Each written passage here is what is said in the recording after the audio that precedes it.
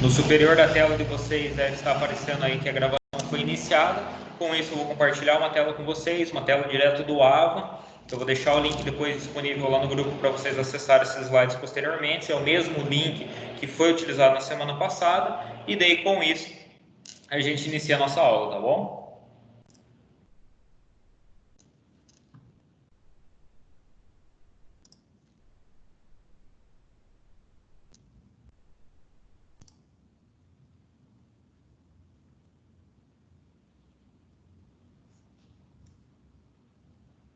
Apareceu para vocês aí, pessoal?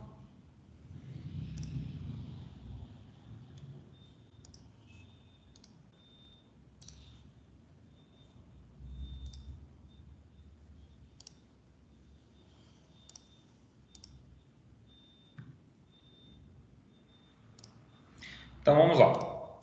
Vamos falar aí sobre as lâmpadas. Então, pessoal, hoje em dia no mercado a gente tem tanto modelos de lâmpada que vão influenciar aí na construção das lâmpadas, né? Como também os tipos de lâmpada, que são lâmpadas que têm aí o mesmo modelo, digamos assim, né, de fabricação, modelo estrutural, porém elas têm aí alguns pontos que se diferem. Então a gente tem as lâmpadas de bulbo selado, que são as lâmpadas bem semelhantes àquelas lâmpadas que a gente tem, né? Que são as lâmpadas lá de 21 watts, de 5 watts, que ficam posicionadas nas lanternas. Essas lâmpadas aí podem ser chamadas de lâmpadas de bulbo selado.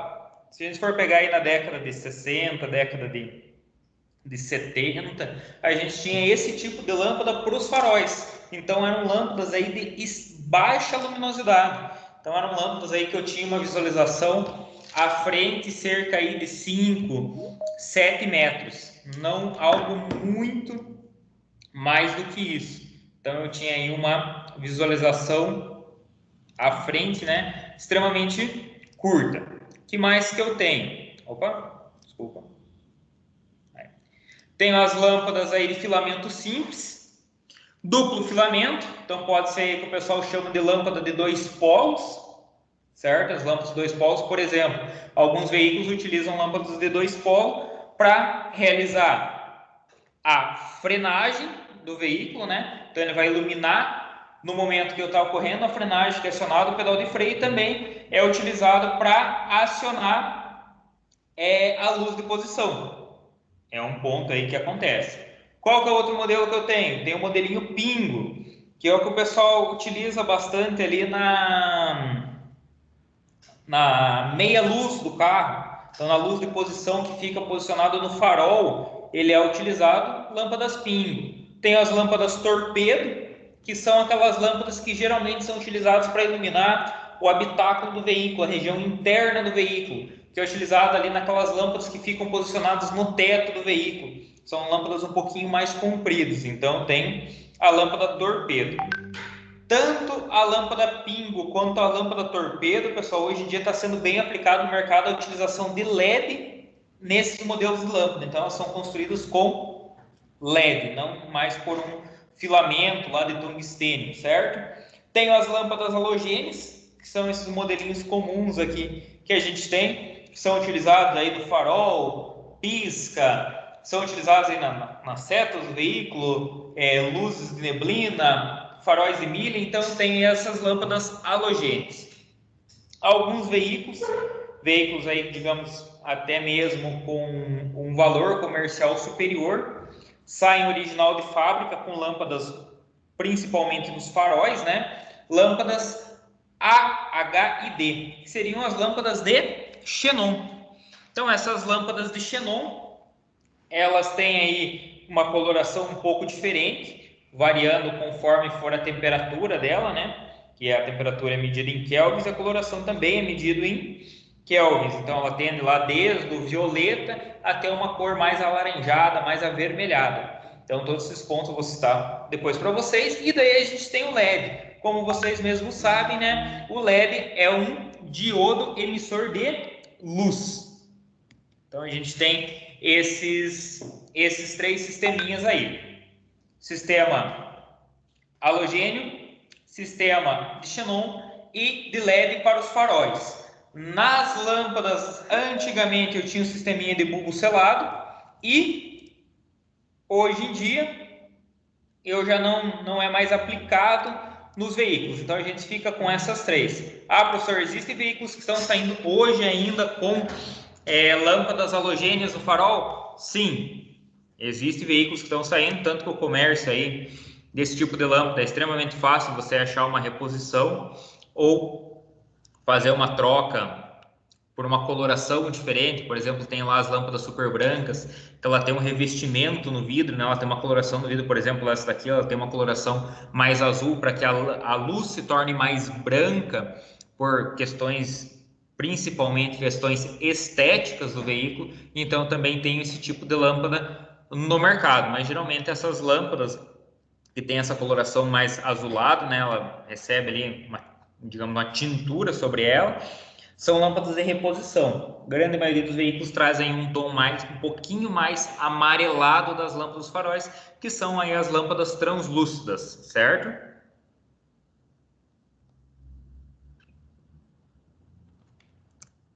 Dando continuidade. Então, pessoal, aqui eu tenho para vocês uma disposição da onde é aplicado esses modelos de lâmpada, certo? Então tem aqui onde é aplicado esses modelos de lâmpada. Por exemplo, aqui ele traz todos os tipos de lâmpadas aplicados aí no farol, né? Desde lâmpadas como essa daqui, que seria um sisteminha de bulbo selado, lâmpadas halogêneas convencionais, as lâmpadas de modelo H1, H3, lâmpadas H4, que vão variar tanto potência quanto a forma do encaixe dela em relação às demais. Tenho aqui que ele traz isso daqui são as lâmpadas de farol, né? Tanto farol alto quanto farol baixo. Aqui eu tenho as lâmpadas indicadoras de seta. As lâmpadas indicadoras de seta, ela pode ter tanto uma coloração translúcida, quanto ela também pode vir aqui com o bulbo, com a parte do vidro dela aqui, né? Com uma pigmentação âmbar, que é a cor do pisca, né? Então ela tem uma ambientação, uma coloração âmbar, uma coloração amarelada, alaranjada, facilitando assim a identificação que o veículo vai tomar alguma direção. Aqui à direita ele traz as lâmpadas que são as lâmpadas de posição, tanto o modelinho pingo que o pessoal chama, quanto as lâmpadas, por exemplo, T26, que são as lâmpadas menores, né? Lâmpadas aí que trabalham na casa de 5 watts, que vão fazer a iluminação da luz de posição. Em alguns manuais, algumas literaturas técnicas, vocês podem encontrar como lanterna dianteira. E essa lanterna dianteira fica posicionada dentro do próprio farol do veículo. O que mais que eu tenho aqui? Tenho também as lâmpadas tipo torpedo, que podem ser utilizadas aí para fazer a iluminação interna do veículo, iluminação do habitáculo do veículo. Então, as lâmpadas torpedos também utilizadas aí para fazer a iluminação de porta-malas. As lâmpadas aqui que vão na traseira do veículo, então lâmpadas indicadoras de direção, luzes de posição, luz de freio, luz de ré. Então tem as variações aqui, além das lâmpadas que podem vir posicionadas, né, na luz de placa. Eu também trabalho com o modelo pingo, modelo torpedo e a lâmpada de um diâmetro menor, né, de uma medida menor, que vai facilitar o encaixe no sistema. Então, cada veículo, pessoal, ele traz uma configuração diferente de aplicação, certo? Cada marca tem a sua propriedade que vai ser utilizado ali. Por exemplo, vai utilizar lá na luz de placa uma lâmpada torpedo. Não, vai utilizar na luz de placa uma lâmpada lá de 5 ou 10 watts que trabalha ali com o modelinho 67.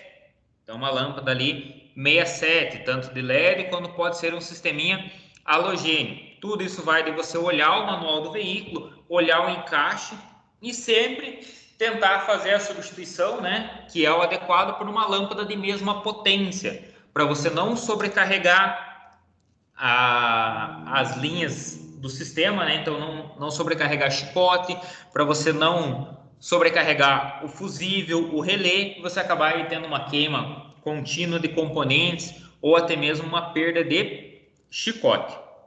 Alguma dúvida até aqui, pessoal?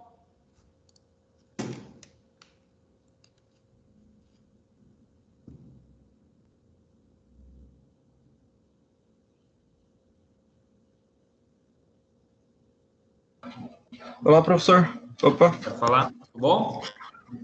Ô, professor, eu gostaria de saber qual que é a luz recomendado para o farol de milha, né? Que tipo, qual que são... Teria um longo alcance, né? É isso. Então, o farol de milha depende muito do tipo do farol de milha, certo? Então, eu tenho faróis de milha que eles já iluminam, por consequência, por ele estar numa altura mais elevada, né? Então, ele tem um campo de iluminação maior. E eu tenho também, por exemplo, que é o que está sendo largamente utilizado hoje, que os veículos trazem faróis de milha quando é colocado em forma de acessório, né? O LED. Então, hoje em dia, os faróis de milha já vêm numa construção de um conjunto de LED. Mas se a gente for pegar veículos que trazem original, por exemplo, a gente vai pegar um linha pesado, né? Você pega o DAF, você pega os Scanias que estão saindo hoje em dia, eles têm lá a iluminação no topo da cabine do veículo. Varia conforme ele é aplicado pelo fabricante quando ele vem original. Então, quando ele vem pelo fabricante, ele já tem indicado pela forma de encaixe do próprio farol, né? Da própria lanterna, ele tem o tipo de lâmpada específica que ele utiliza. Então, você não consegue fazer a alteração do modelo. Ele utiliza uma H1. Ele utiliza uma H7. Ele utiliza uma H3. Então, esse encaixe, ele fica padrão para esse tipo de lâmpada. O que pode ser feito a alteração? Por exemplo, você tem uma lâmpada halogênia desse modelo, você fazer a substituição por uma lâmpada de LED ou por uma lâmpada de xenon, uma HID. Você pode fazer essa alteração, mas alterar o modelo, a não ser que você faça alguma adaptação ou realmente troque esse farol de milha, certo? Então não tem um modelo específico, seria a potência e o modelo que saiu do fabricante. Se você instalou isso como acessório numa caminhonete, num veículo que trabalha fora de estrada, por exemplo, vai fazer uma trilha, algo do gênero, daí você instala o que mais lhe convém, né? Que hoje em dia o melhor custo-benefício que está se apresentando para o mercado é a instalação do LED, devido ao baixo consumo, alta durabilidade e grande índice de luminosidade. Uhum. Não sei se seria mais ou menos isso a sua dúvida. É isso mesmo. Tá. Obrigado, professor. De nada. Qualquer dúvida, pessoal, só falar, tá bom? Beleza. Então, como a gente está falando em relação a circuitos elétricos, né, pessoal? Vocês sabem que todo circuito elétrico ele tem uma padronização. Então, essa padronização, por exemplo, pode ser feita lá pela BNT, pode ser uma padronização feita pela norma DIN, pela norma SAI. Então, eu tenho todas essas padronizações. Para tal, quando eu vou fazer a leitura de um diagrama elétrico, que eu vou instalar algum componente elétrico no sistema, eu tenho que ter uma noção de interpretação desse diagrama elétrico. Por exemplo, quando eu encontro num diagrama elétrico essa simbologia aqui, é uma simbologia referente a uma lâmpada que está presente no sistema. Que tipo de lâmpada que é essa, professor? Ele pode vir uma observação explicando qual lâmpada que é, né? Potência e modelo, ou simplesmente ele pode só indicar que é uma lâmpada. E a partir disso, você tem que seguir todo esse diagrama elétrico. Você consegue, através do diagrama, se posicionar mais ou menos aonde que essa lâmpada vai estar, né? Você retira ela, e a partir disso você consegue ter noção de qual potência e qual modelo de lâmpada que está presente, certo? Algo bem importante também. Por exemplo, quando eu pego aí uma lâmpada halogênea, uma lâmpada de farol, como por exemplo essa que está aí no slide, que é uma lâmpada água 4, como que ela é feita? Ela é feita de um vidro extremamente fino e fosco. Dentro do vidro há um gás, qual que é esse gás? é o gás argônio ou nitrogênio. E no centro da lâmpada eu tenho lá um filamento de tungstênio. Como vocês já sabem, né, o tungstênio ele é um material que ele vai oferecer uma resistência à passagem de corrente. No momento que ele oferece essa resistência à passagem de corrente, o que acontece? Eu tenho o aumento da temperatura desse filamento. Com o aumento da temperatura desse filamento, ele começa a encandecer. De tão quente que ele está, ele começa a emitir luz. E essa luz que é emitida, ela é refletida no interior do farol. Por isso que o farol ou a lanterna, ele tem uma face espelhada dentro, né? Então ele tem uma face espelhada e ele tem todo um desenho desse espelhamento para quê? Para que você consiga direcionar a luz de uma forma pontual, digamos assim. Então você consegue pegar essa iluminação que a lâmpada traz, essa luz, você consegue direcionar ela para um ponto mais convergente. Por quê? Vamos imaginar da seguinte forma: você pega e acende uma vela. Você acendeu a vela e colocou a vela em cima da mesa. Você vai ter uma luminosidade, entre aspas, para todos os lados, porém num alcance muito curto. Já quando você pega uma lanterna, vamos supor que essa lanterna tem a mesma potência dessa lâmpada, você consegue ter uma visualização mais pontual, porém com uma área mais reduzida, né? Porém numa distância maior. É isso que o farol faz com essa face espelhada interna e com o direcionamento através ali de todo o formato do farol, o posicionamento da lâmpada. Na própria lâmpada, pessoal, eu tenho essa ponta dela aqui, que ela é opaca, ela é fosca, né? O que essa ponta faz? Ela acaba não permitindo que essa luz vá diretamente para frente. Ela é obrigada a refletir na face espelhada do farol de neblina, do farol de milha, das lanternas, e, por consequência, iluminar de forma direcional, onde o proprietário do veículo, o condutor, necessita ou que o fabricante desenhou. Correto? Alguma dúvida?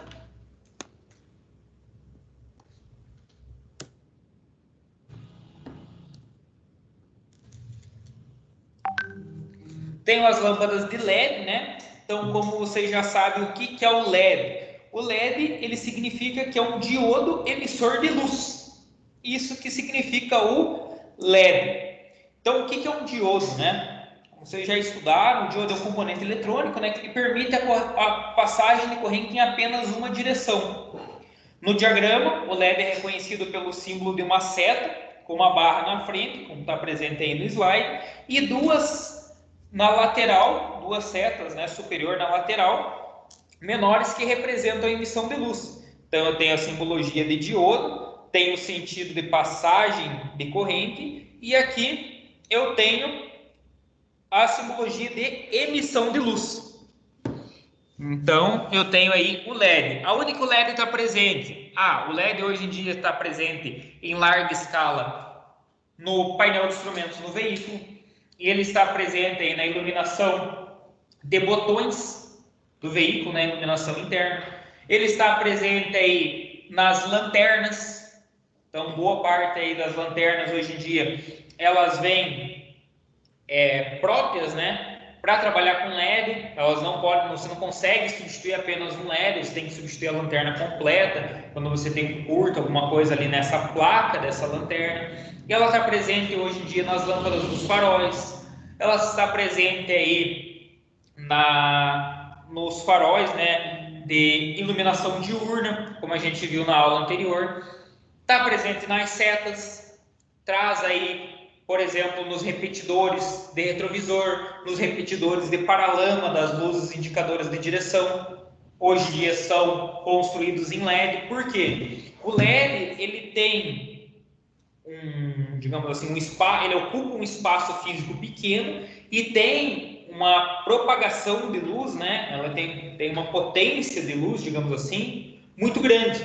Então ele consegue ter uma iluminação alta, mesmo tendo um diâmetro pequeno, né? Tendo uma construção física pequena. Por isso está sendo largamente utilizado hoje em dia, pode ser controlado facilmente através aí de um sistema de Helican, tanto que a gente tem hoje em dia, você pega lá algumas Audis, algumas BMWs, você tem ali as luzes de seta de forma progressiva, então ela começa no início da lanterna e vai correndo essa seta de forma progressiva até a lateral extrema do veículo, né, onde acaba a lanterna, facilitando a visualização, chamando mais a atenção do condutor que está fora do veículo, facilitando aí a visualização e aumentando a segurança no trânsito. Então, acredita-se, pelas tendências do mercado, pelas informações de montadoras, que realmente a questão de iluminação, tanto externa quanto interna do veículo,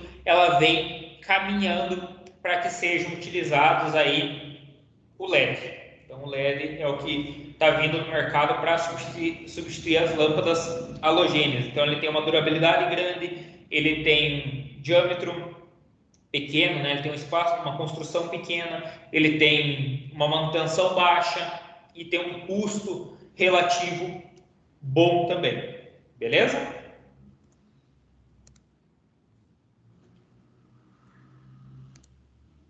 Então, aqui tem alguns modelinhos para vocês. Aqui à direita, por exemplo, a gente tem lâmpadas de LED. Ó. Então, essas daqui são lâmpadas de LED. Aqui também, ó, lâmpada de LED, lâmpada de LED. Aqui, ó, modelinho torpedo.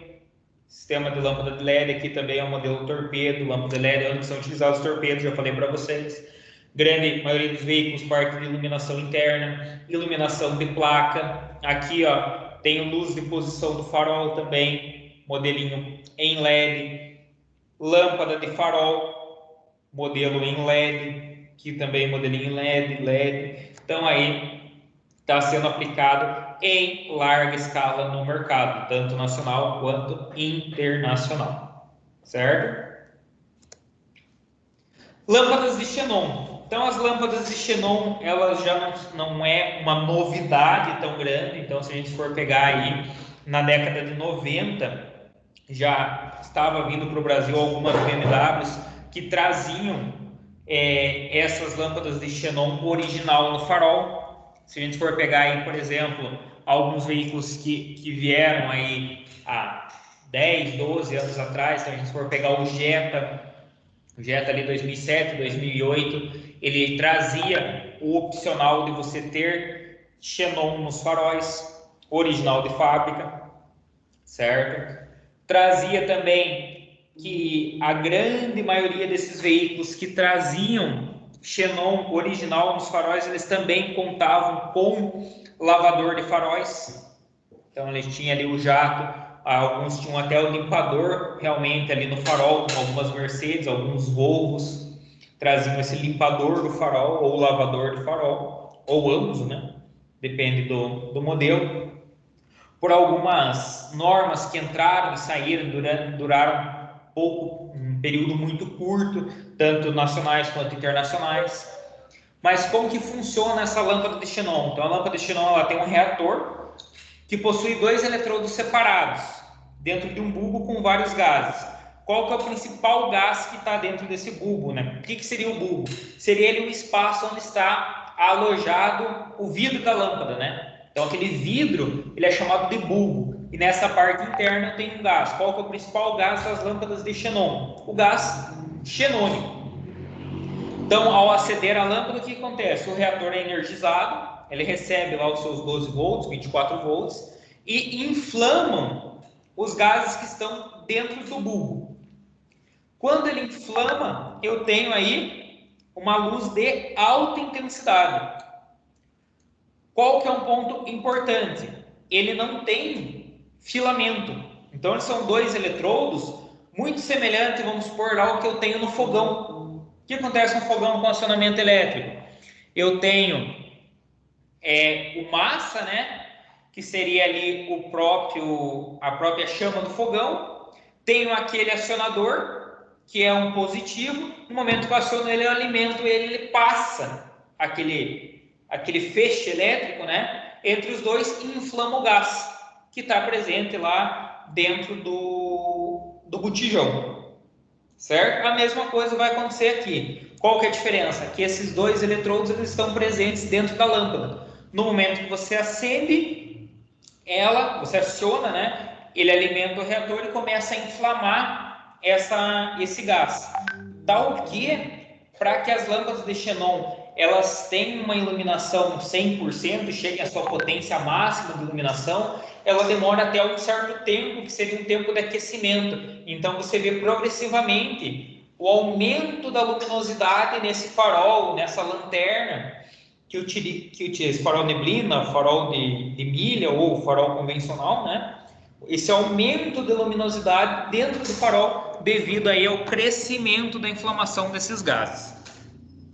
Qual que é uma vantagem do xenon? Ele dura até 3 vezes mais que as lâmpadas halogênias comuns, certo? Então, uma lâmpada halogênia dura lá, por exemplo, 20.000 horas. Uma de xenon vai durar 60.000 horas. Então, eu tenho essa propensão. A grande maioria das lâmpadas são contabilizadas, né? A vida útil dela é contabilizada pelo tempo que ela fica ligada. Então, ela tem um tempo de vida útil pelo tempo de utilização. Então, é medido muitas vezes em horas. Logo, se ela tem uma durabilidade maior, tem uma iluminação maior, ela também aí tem um custo agregado maior para ser implementada no veículo, tal que foi opcional aí durante muitos anos nos veículos. Alguma dúvida, pessoal?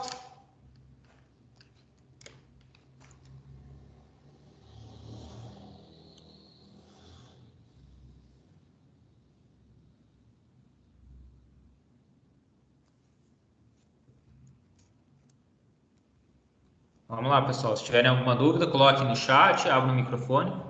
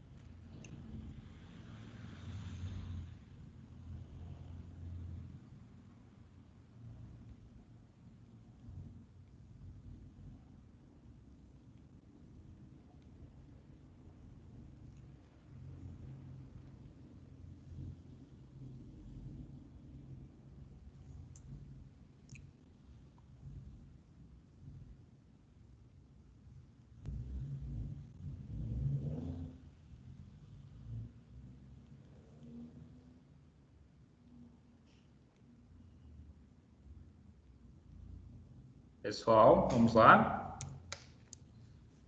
Responda aí para mim, fazendo favor. Ó, o Alisson respondeu. Vitor, Natan, Raul, alguma dúvida?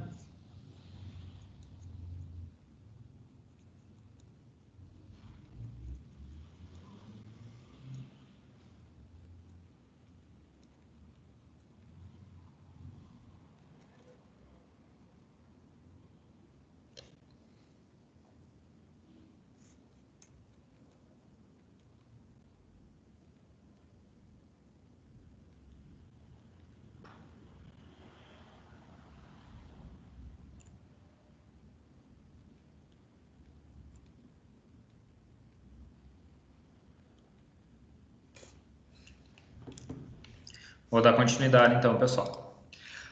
Outra característica importante aí das lâmpadas de xenon, né, é que ela aquece muito menos que as lâmpadas halogêneas. Lembrando lá que as lâmpadas halogêneas, né, elas chegam até uma temperatura até de 2.500 graus Celsius. Então é bem importante que você sempre utilize as lâmpadas de dimensionamento correto. Por exemplo, você tem lá numa lâmpada traseira da lanterna que é utilizada uma lâmpada de 5 watts. Você vai lá e faz, por exemplo, a substituição por uma lâmpada de 21 watts. O que vai acontecer? Provavelmente o distanciamento dela vai ficar muito próximo da lente dessa lanterna, e se ela for uma lente de um material polimérico, né, de um plástico, vai ocorrer o derretimento, vai ocorrer o sobreaquecimento do chicote de alimentação, então tem que tomar muito cuidado nesses pontos. A questão das cores das lâmpadas é importante também ressalvar, né, que as lâmpadas, indiferente se ela é de xenon, ou ela é de LED, ou ela é uma lâmpada halogênica, ela tem uma tendência também de coloração. Por que é tão citado em cima do xenon? Que o xenon, devido ali à variação dos gases e trabalho de tensão, você consegue ajustar esta cor mais perfeitamente, digamos assim. Então, você consegue variar desde 3000 K, onde você tem uma luz extremamente amarelada para um tom avermelhado, até, por exemplo, uma iluminação de 30.000 kelvins, onde você tem uma coloração basicamente lilás. Qual que é a faixa mais utilizada?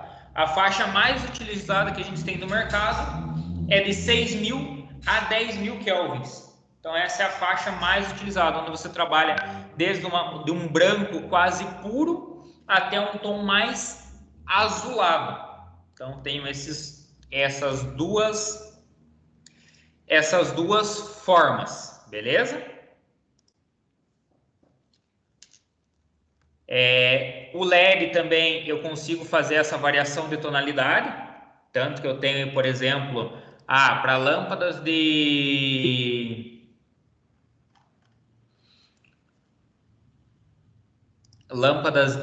placa, por exemplo, eu tenho uma coloração mais amarelada. Para lâmpadas de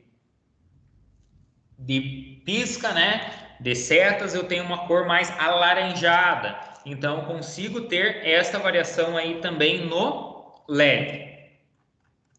Então, é bem importante também a gente ter esta noção.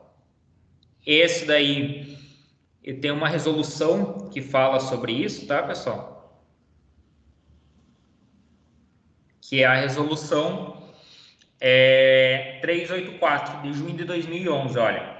As lâmpadas de xenon são potentes e iluminam mais, porém a alteração em veículos que não possuem essas lâmpadas não é permitido pelo Código de Trânsito Brasileiro. Logo, se você tem um veículo que saiu originalmente com lâmpadas halogêneas, você pega um veículo lá da década de 80, década de 70 e você vai fazer a instalação de uma lâmpada de xenon, esse veículo ele pode ser autuado numa fiscalização ou algo do gênero. Então, é bem importante também você informar ao cliente isso daí. Então, a gente comentou aí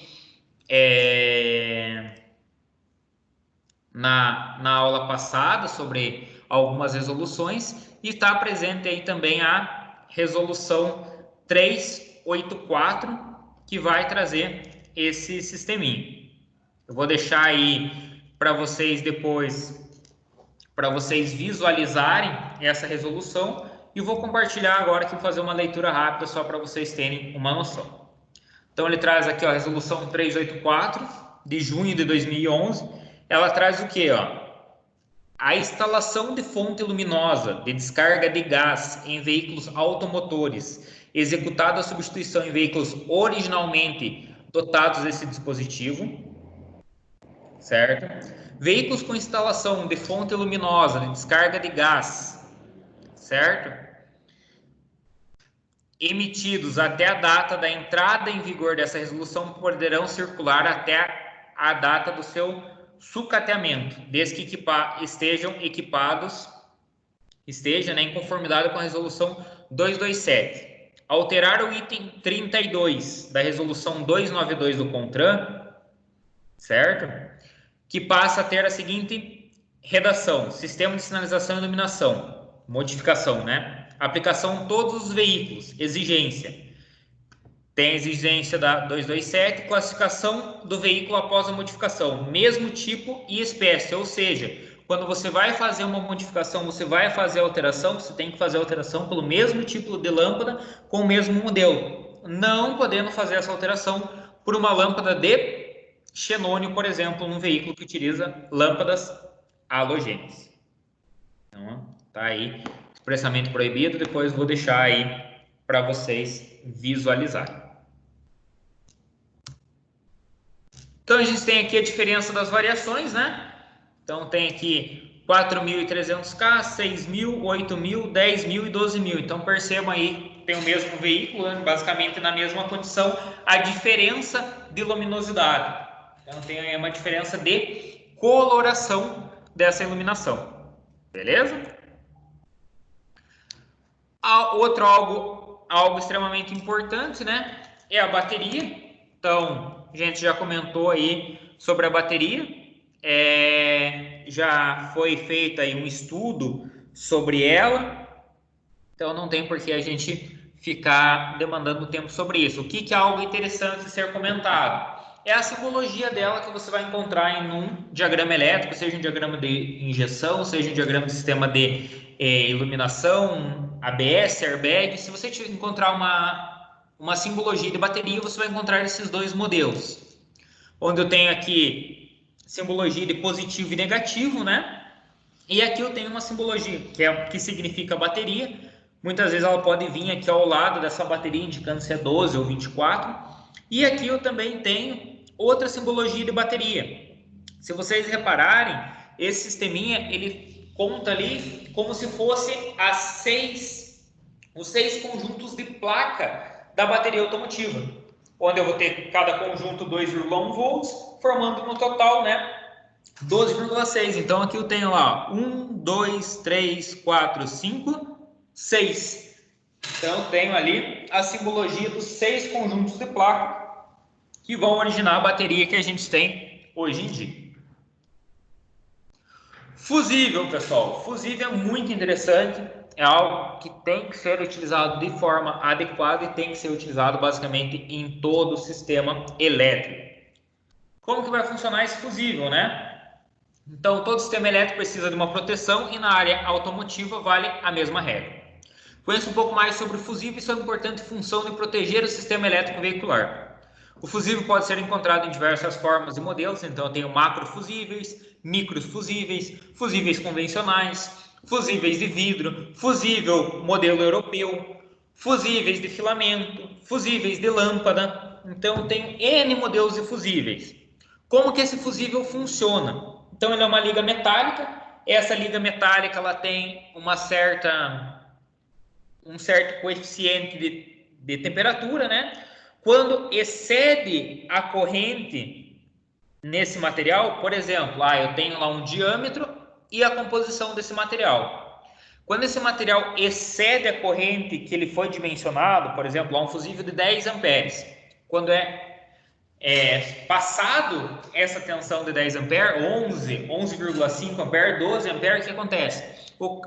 Acontece o sobreaquecimento desse fusível e, por consequência, o rompimento do mesmo. Então, é dessa forma que funciona o fusível. Quando ocorre o rompimento, o que ele faz? Ele evita que ocorra a queima dos componentes elétricos, por exemplo, uma lâmpada, o chicote, o próprio interruptor de acionamento, um motor de vidro elétrico, um motor de limpador de para-brisa. Por quê? O fusível tem uma substituição fácil, barata, porém deve ser feita de forma adequada. Então, se eu tenho um fusível de 10 amperes, o mesmo só pode ser substituído por um fusível de 10 amperes. Se eu tenho um de 15, só pode ser substituído por 15. E assim por diante. Porque se eu fizer uma substituição muito acima desse valor, o que acontece? Acontece a queima do componente elétrico do consumidor, acontece a queima do chicote elétrico e não acontece a queima do fusível, não acontece o rompimento do fusível, podendo vir acarretar e até mesmo um incêndio no veículo, dependendo de onde ocorrer aí o curto-circuito, ocorrer o sobreaquecimento do chicote.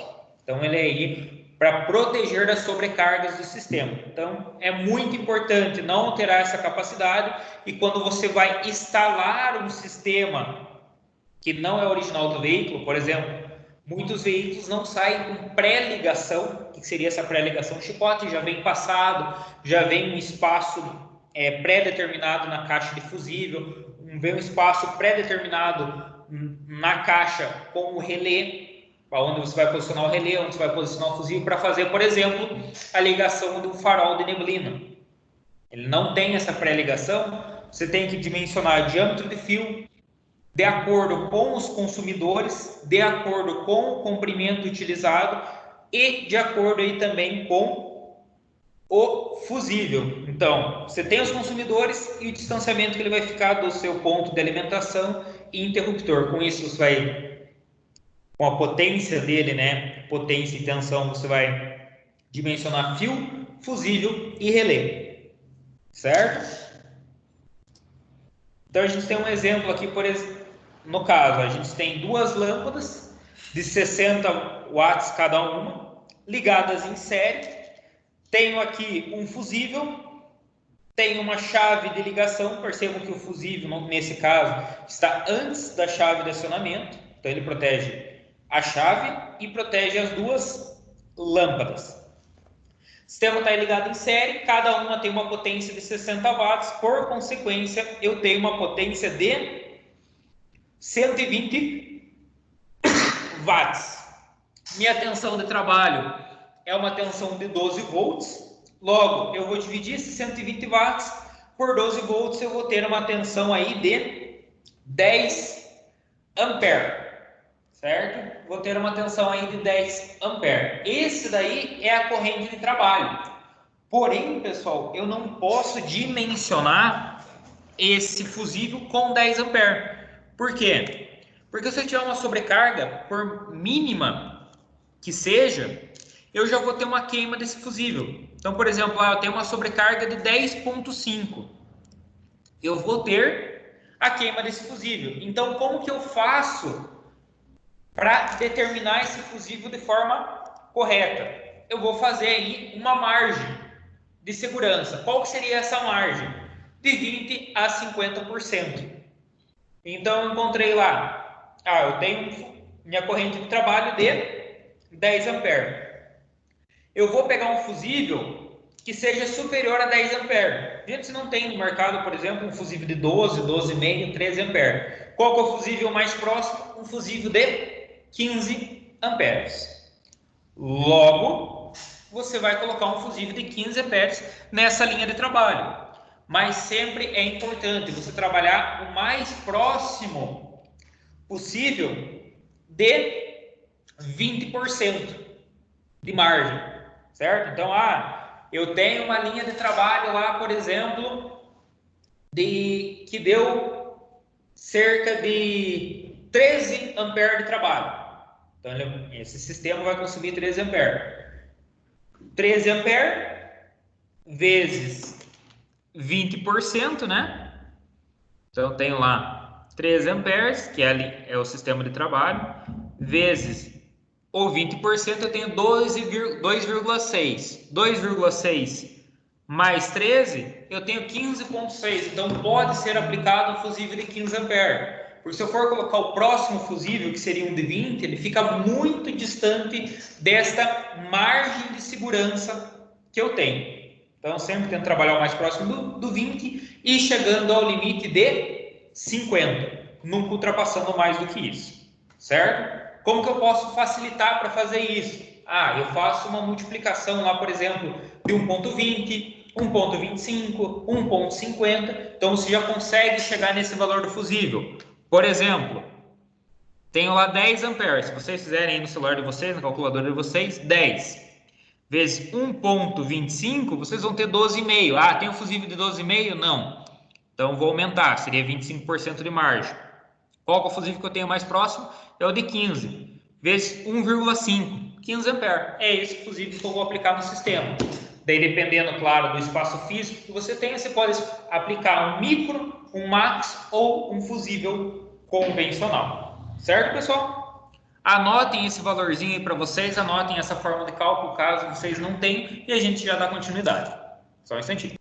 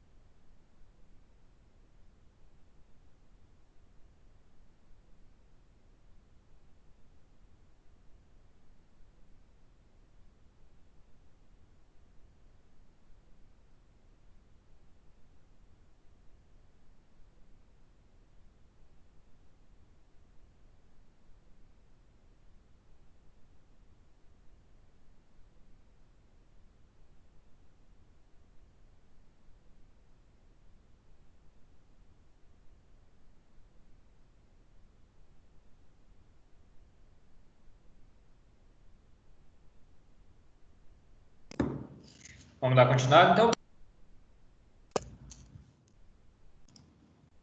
Alguma dúvida até aqui? Tudo tranquilo? Então, as duas causas, né, do rompimento de um fusível seria ou a sobrecarga, né, num circuito elétrico, que é a intensidade da corrente ultrapassou a intensidade normal de trabalho, ou um curto-circuito. O que seria? É a passagem de corrente elétrica acima do normal em um circuito devido à redução de resistência, ou seja, redução de consumidores. O que acontece? Aí eu tinha o positivo e o negativo, eles passavam através de uma lâmpada, né? Então se alimentava uma lâmpada. Fiz a retirada dessa lâmpada e emendei os dois fios. O que eu vou ter? Eu vou ter um curto-circuito porque eu tenho uma queda considerável de resistência do sistema. Outro ponto importante, pessoal, é a gente falar um pouquinho sobre as anomalias que a gente tem no sistema elétrico. Por exemplo, eu tenho muitas anomalias que são causadas por falta de massa. O que seria o massa? Seria o terra, né? Um aterramento negativo do sistema. E o veículo tem N negativos. Nas lanternas traseiras, geralmente eu tenho um negativo, um ponto comum de negativo para a lanterna direita, para a lanterna esquerda.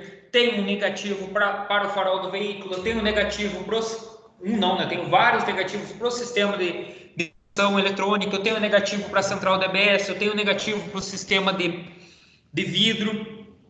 Lembrando que sempre que esse negativo é feito através da carcaça do veículo, né? É feito através da carroceria do veículo. Então é sempre muito importante você fazer uma limpeza dessa região, vai fazer a instalação de algum acessório, vai precisar criar um ponto massa novo, faz a limpeza da região. Então, se tem alguma tinta, você retira essa tinta com uma lixa, faz um aperto firme dessa conexão, para que com a vibração eu não tenha essa oscilação de massa, essa oscilação de negativo, e por consequência eu tenho um mau funcionamento. Então tem veículos que é mal dimensionado esse negativo, então a espessura do fio é muito pequena, a área de contato é muito pequena, e daí eu tenho alguns problemas. Por exemplo, a pessoa vai lá, pisa no freio, acende a luz de ré, liga a seta, funciona a seta do veículo, juntamente começa a oscilar a luz de freio, começa a oscilar a luz de ré, começa a oscilar a intensidade da lanterna, da luminosidade da lanterna por completo. Então são alguns exemplos de problema de massa, de falta de alimentação no veículo, certo? Outro ponto que acontece bastante também é o zinabre, né? A oxidação dessa superfície. Então passa um limpa-contato, uma escova de aço, uma lixa com uma granulometria adequada. Então sempre faz aí a verificação desses negativos. Como que é feito esses negativos? Então tem esses dois tipos de simbologia nos diagramas. Posso encontrar tanto essa simbologia, que é a mais comum, quanto esta simbologia. Vão aqui aplicados diretamente no chassi do veículo. Então aqui eu tenho alguns exemplos.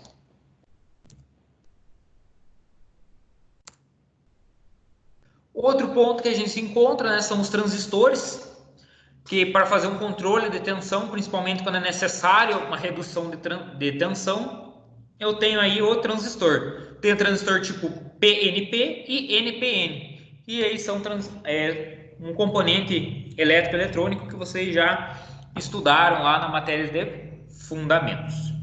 Tem o relé. O relé aí é primordial para o sistema de sinalização e iluminação. Então eu tenho um relé específico, por exemplo, o relé do pisca, que é um relé eletrônico de 4 pinos, onde eu tenho lá 49, 49A, 30, que vai fazer o lampejo das lâmpadas indicadoras de direção. Tenho lá o relé convencional de 4 pinos, tenho o relé de 5 pinos, tenho o relé de 6 pinos, tudo depende para a aplicação que deve ser feita. Tem um relé de 4 pinos para, por exemplo, fazer a ligação de um farol de neblina, um farol de milha. Tem um relé de 4 pinos para fazer a ligação da luz alta e luz baixa do farol. Então, tem aí sistemas que trabalham com duplo relé. Então, um relé duplo, um corpo único, para fazer tanto luz alta e luz baixa. Então, tenho N condições de funcionamento. É extremamente importante, né, que o relé esteja funcionando de forma adequada.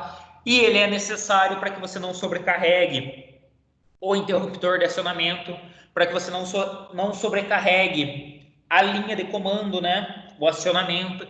Você consiga utilizar ali, por exemplo, por dentro do painel, nas partes de acionamento, uma fiação com uma espessura menor. E realmente só aumentar essa espessura da fiação quando ela for direcionada para as lâmpadas ou for direcionada para os consumidores. Então é muito importante. Então o relé é um componente eletromagnético, né, que possui uma bobina dentro, onde ele cria um campo eletromagnético, atraindo uma ou mais palhetas para que seja permitida a passagem de corrente. Então a gente chama comumente atracando o relé, que daí você escuta aquele tec, tec. No caso do pisca, ele fica aquele tec, tec, tec, tec. É o barulho do relé em veículos mais antigos, veículos mais atuais, onde não é percebido esse barulho do relé, ou fica numa posição mais distante, ou trabalha outra forma de acionamento. Alguns já até possuem um buzzer, né? Ele possui um simulador desse som para que você consiga ter essa noção, já está acostumado com esse barulho, você consiga ter essa noção aí de funcionamento, beleza? Qual que é a função do relé, pessoal? Vale relembrar para vocês, a função do relé é através de baixas correntes comutar altas correntes. Então, uma baixa tensão ali de comando, uma baixa corrente de comando, você consegue comandar altas correntes de trabalho. E aqui eu tenho, por exemplo, aí um relé de 5 pinos, onde eu tenho a minha linha de comando, né? 85 e 86, onde eu vou alimentar essa bobina com positivo e um negativo. Essa alimentação vai acontecer somente no momento que eu acionar lá uma tecla, um interruptor, ou quando a central mandar alguma alimentação aqui, seja uma central de levantamento de vidro elétrico, uma central de alarme, uma central própria do veículo. E aqui eu tenho a entrada de uma alimentação positiva, linha 30, vinda direto da bateria. E tenho saídas para os consumidores, 87A e 87. No caso desse relé de 5 pinos, por exemplo, o que acontece? Quando eu faço o acionamento desse relé, eu aciono uma iluminação e desaciono outra. Por exemplo, fiz a alimentação desse relé. Eu tirei a alimentação do 87A e passei para o 87. Então, por algum motivo, eu tenho duas lâmpadas lá, no caso, aleatório. No momento que eu alimento uma lâmpada amarela e uma lâmpada vermelha.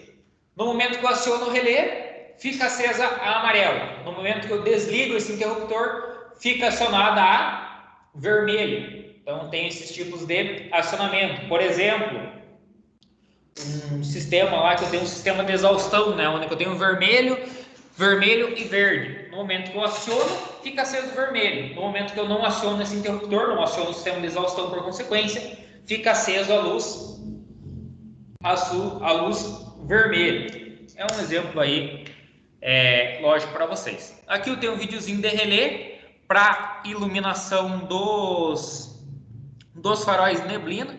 Vou deixar disponível para vocês verem posteriormente a nossa aula. Condutor elétrico.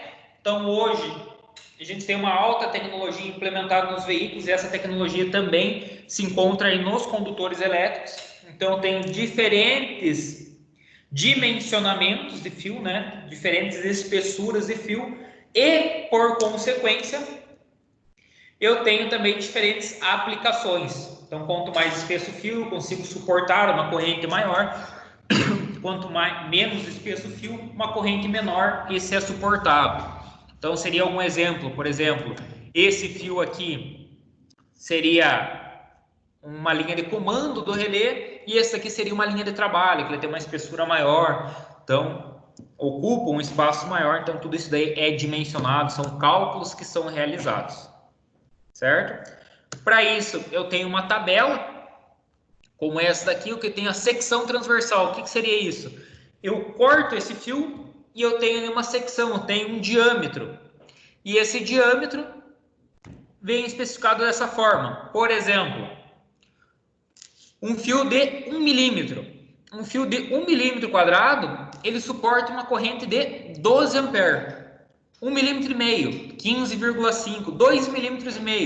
21 ampere, 4 milímetros, 28, 6 milímetros, 36, fio de 10 milímetros, suporta 50 ampere. Então, conforme o meu consumidor necessita de uma corrente maior, conforme o sistema necessita aí de uma corrente maior, aumenta-se a espessura do fio. Um exemplo disso é, por exemplo, lá a alimentação do motor de partida, onde ele tem uma consumação de energia grande, logo ele tem uma espessura de fio maior também. Interruptores, né? Tem interruptores simples ou conjugados com a ignição, que são sisteminhas lá que, por exemplo, eu deixo esse interruptor ligado sempre no momento que eu desligo a ignição do veículo, que eu desligo a chave, retiro da posição 15, desligo a iluminação do veículo. No momento que eu ligo a chave, ele aciona a iluminação do veículo. Então eu tenho esses sistemas também. Central de fusíveis e relé, que vocês já conhecem, né? Hoje em dia, a grande maioria dos veículos traz duas centrais, né, de fusíveis e relé, uma posicionada muito próxima à bateria do veículo, ou muitas vezes até sobre a bateria do veículo, onde eu vou ter os relés principais, fusíveis principais de alimentação do sistema de gerenciamento eletrônico, de funcionamento real do veículo, e dentro do veículo, dentro do painel ali do tabelier do veículo, né? Às vezes preciso retirar uma tampa para ter um acesso, ou às vezes eu tenho uma tampa que abre facilmente, outros eu preciso soltar alguns parafusos para ter acesso a esses fusíveis. Eu tenho a parte de sinalização, iluminação, conforto e conveniência, por exemplo, um relé do ar-condicionado, um fusível do ar-condicionado, um fusível do vidro elétrico, um fusível da iluminação interna do veículo, então, ou até mesmo externa. Tudo isso daí fica presente muitas vezes na parte interna, né, no habitáculo do veículo, para o próprio condutor ter um acesso mais fácil, possivelmente até fazer uma substituição em um caso de emergência. Então, alguns veículos vêm até mesmo com a ferramenta para você retirar o fusível, né? Então, vem uma ferramenta específica para você conseguir fazer a retirada desses fusíveis. Eu tenho os tipos de circuito que a gente já conhece, né? O circuito em série, circuito em paralelo, circuito misto. Então, a gente tem todos os sisteminhas.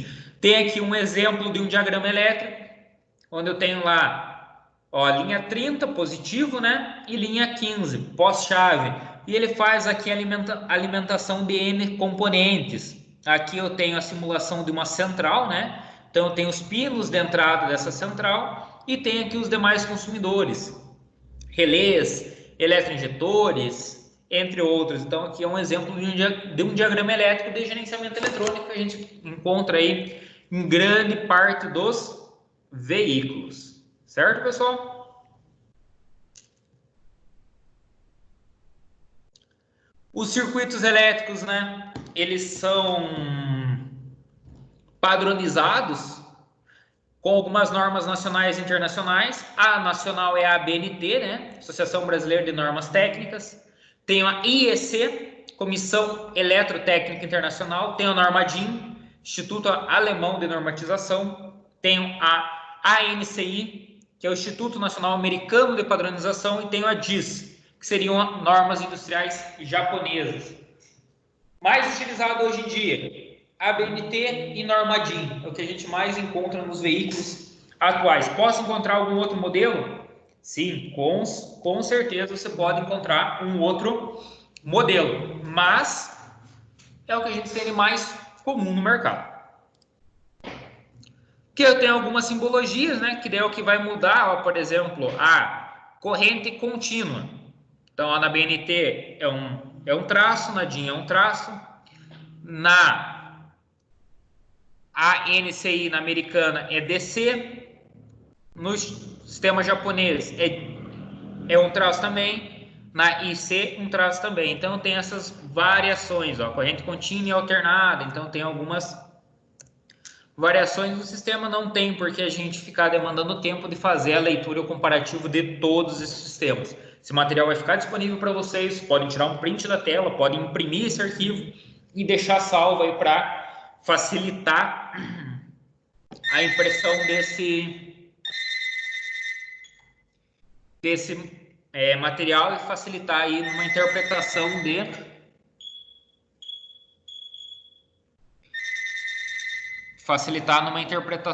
no sistema, certo? Ó, normativas de buzina, então é muito próximo, né, a simbologia de uma e outra, porém, existem algumas divergências. Se a gente não tiver atento com isso, pode ser que dificulte, né, a interpretação.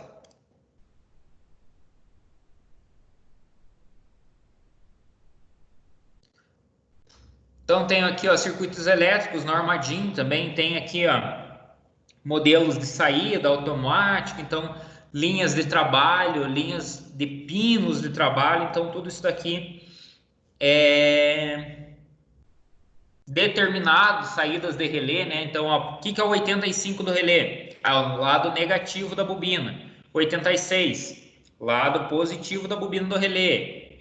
No caso de 5 pinos, né? 87, terminal normalmente aberto. 87A, terminal normalmente fechado do relé. Então, são alguns pontos também que é interessante vocês fazerem a leitura, vocês terem um conhecimento. Com o tempo, a gente acaba decorando. Por exemplo, linha 50 é do motor de partida. Linha 15, 12 volts pós-chave ou 24 volts pós-chave. Linha 30, 12 ou 24 volts direto da bateria. Então, a gente tem aí N condições. Linha 31, terminal negativo da bateria. Então, é bem importante que a gente faça esta leitura. Certo, pessoal? Alguma dúvida?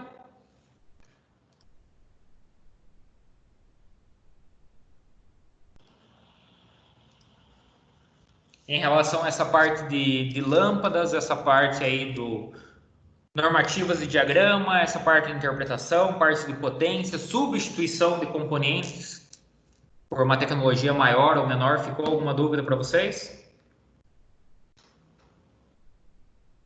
E respondo aí no chat. O Alisson falou que não, tranquilo. O Natan também falou que tranquilo.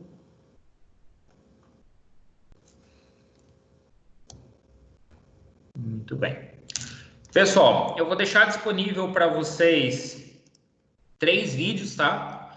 Vídeo que vai falar sobre os encaixes de lâmpada, um vídeo que vai falar sobre LED automotivo, né? LED com boa qualidade e má qualidade, e também algumas questões sobre legislação, tecnologia e segurança da parte de sinalização e iluminação. Esses vídeos todos estão dispostos no YouTube.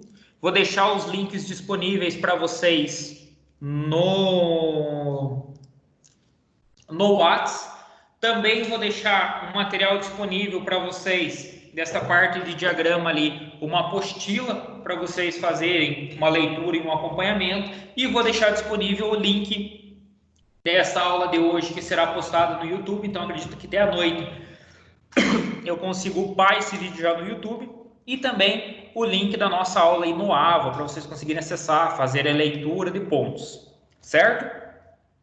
Se vocês não tiverem mais dúvidas, mais perguntas, vou finalizar o vídeo por aqui, converso com vocês no WhatsApp e fico disponível para retirada de dúvidas, para informações lá pelo WhatsApp. Se precisarem fazer uma vídeo privado, também estou disponível para retirar a dúvida de vocês, certo?